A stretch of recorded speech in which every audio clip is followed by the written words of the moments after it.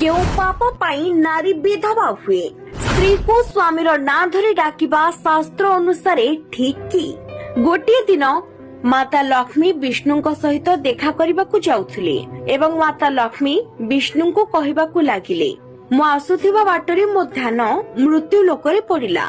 सेठी मु देखिली तीनोटी स्त्री जे के सांग थिले तांको भितरु दुईटी स्त्री विधवा होई कष्ट रे अछंती आउ जणे स्त्री निजर स्वामी सहित खुशीर जीवन बंचुछंती।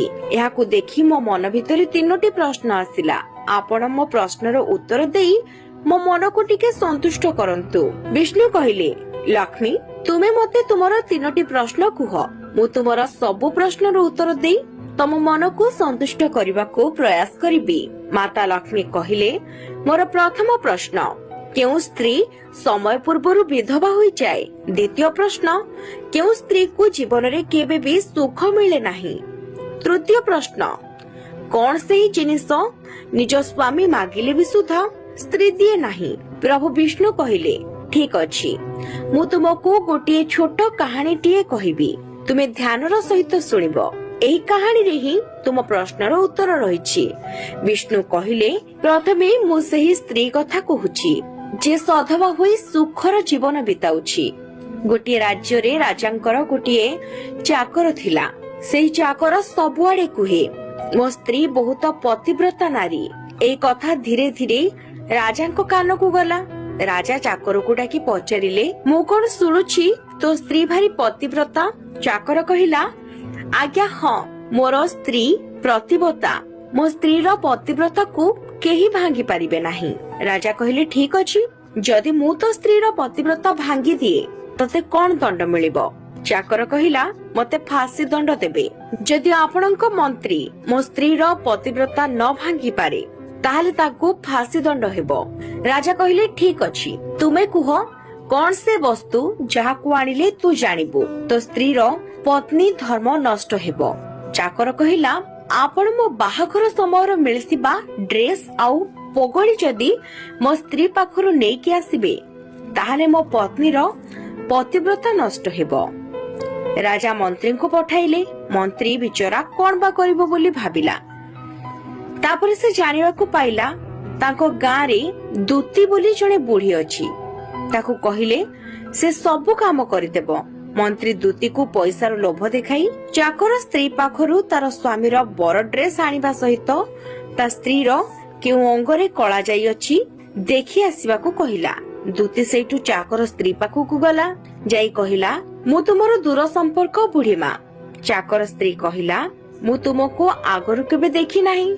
चाकर स्त्री दूती को भल भाबरे खाइबा को मध्य देला।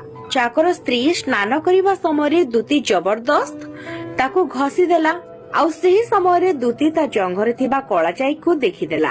चाकर स्त्री रोषेई करिबा बेले दूती चाकर बरर ड्रेस को चोरी करी आनी मंत्री को देदेला। मंत्री ता पर दिन जाई राजा को कहिला मु चाकर स्त्री सहित गोटे राती काटिके आसिली ता जंघरे गोटे कला जाई अछि आउ ता स्वामी रो बर ड्रेस भी आनिछि निजे ता स्त्री मते देइछंती महाराज। महाराज चाकर को डाकी सबु कहिले। चाकर ए कथा सुनी बहुत मन दुख कला। राजा कहिले 15 दिन परे तते फांसी दंड हेबो। तोर शेष इच्छा कोन कह। चाकर कहिला मो शेष इच्छा मो स्त्री को थरे देखा करिबे। राजा कहिले ठीक अछि। चाकर तांका स्त्री को कहिले तुमे एमिति काहे की कल। स्त्री सबु सत कहिला स्वामी विश्वास कला नाही। स्त्री स्वामी रो फांसी रो कथा सुनी नाच वाली बेस धरी जाई राज दरबार रे नाचिला। राजा को से स्त्री रो नाच पसंद आसिला। से कहिले सुंदरी तुमे कोन मागुछ माग। स्त्री लोकटी कहिला राजा तुम दरबार रे मोर चोर बसिछि ताकू शास्ति दिया जाऊ। राजा कहिले किए। स्त्रीटी कहिला से होछंती तुमर मंत्री जे कि छळ करी अन्य जन को पठाई मो प्रतिबद्धता को भंग करिछंती। राजा को स्त्री लोकटी सबु कथा कहिला। राजा मंत्री को फांसी दंड देबा पई आदेश देले एवं स्त्री लोकटीर स्वामी को बंदीरु मुक्त कले। स्त्री लोकटी कहिला राजा मु मो स्वामी को एते भल पाए जे आज जाए तांको नाम धरे नाही। विष्णु कहिले एबे तुम प्रश्नर उत्तर मिलिला जे सब बेले ସ୍ୱାମୀଙ୍କ ନାଁ ଧରି ସେ ଅସମୟରେ ବିଧବା ହୁଏ। ସେ 2 ଜଣ ତାଙ୍କ ସ୍ୱାମୀଙ୍କ ନାଁ ଧରନ୍ତି, ସେଥିପାଇଁ ସେ ବିଧବା ହୋଇ କଷ୍ଟ ପାଇଲେ। ଯେଉଁ ସ୍ତ୍ରୀ ଲୋକ ସ୍ୱାମୀର କଥା ନ ମାନେ ସେ ଜୀବନରେ ସୁଖ କେବେ ପାଏ ନାହିଁ। ଯେଉଁ ସ୍ତ୍ରୀ ସ୍ୱାମୀକୁ ଭଲ ପାଏ ସେ ସ୍ତ୍ରୀକୁ ଗାଳି ମାଗିଲେ ବି ସୁଦ୍ଧା ସେ ଦିଏ ନାହିଁ। ପ୍ରଭୁ ବିଷ୍ଣୁ କହିଲେ, ଏବେ ତୁମର ପ୍ରଶ୍ନର ଉତ୍ତର ମିଳି